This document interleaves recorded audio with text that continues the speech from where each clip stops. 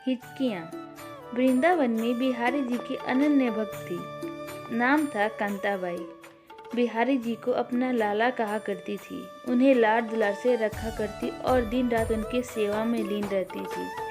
क्या मजाल कि उनके लल्ला को जरा भी तकलीफ हो जाए। एक दिन की बात है, कांताबाई अपने लल्ला को विश्राम करवाकर खुद भी तनिक देर विश्राम करने लगी। तभी उसे जोर से आने लगी और वो इतनी बेचैन हो गई कि उसे कुछ भी नहीं सूझ रहा था। तभी कांताबाई की पुत्री उसके घर पे आई, जिसका विवाह पास ही के गांव में किया हुआ था। तब कांताबाई की हिचकियाँ रुक गई। उसने अपनी पुत्री को सारा वृतांत सुनाया कि कैसे वो हिचकियों में बेचैन हो गई। तब पुत्री ने कहा कि माँ, मैं तुम्हें सच्चे मन से याद कर रही थी, उसी के कारण तुम्हें हिचकियाँ आ रही थी, और अब जब मैं आ गई हूँ तुम्हारी हिचकियाँ भी बंद हो चुकी हैं। कांताबाई हैरान रह गई कि ऐसा भी भला होता है।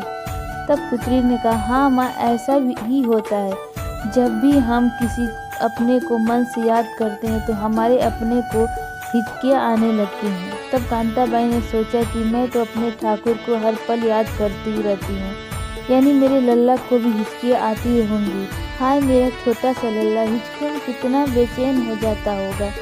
नहीं, ऐसा नहीं होगा। अब से मैं अपने लल्ला को जरा भी परेशान नहीं होने दूंगी। और उसी दिन से कांताबाई ने ठाकुर को याद करना छोड़ दिया।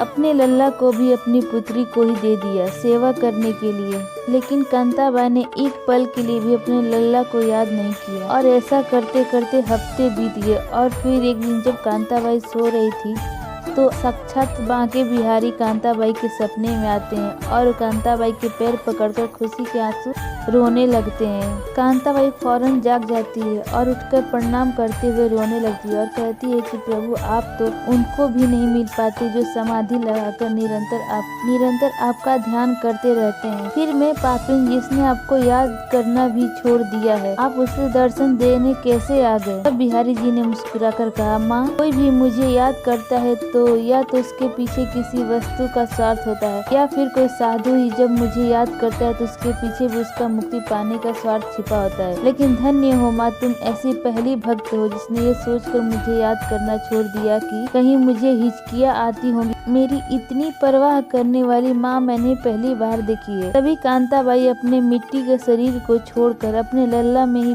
लीन हो गई। इसलिए बंधुओं, वो ठाकुर तुम्हारी भक्ति और चढ़ावे के भी भूखे नहीं है, वो तो केवल तुम्हारे प्रेम के भूखे हैं। उनसे प्रेम करना सीखो। राधे राधे।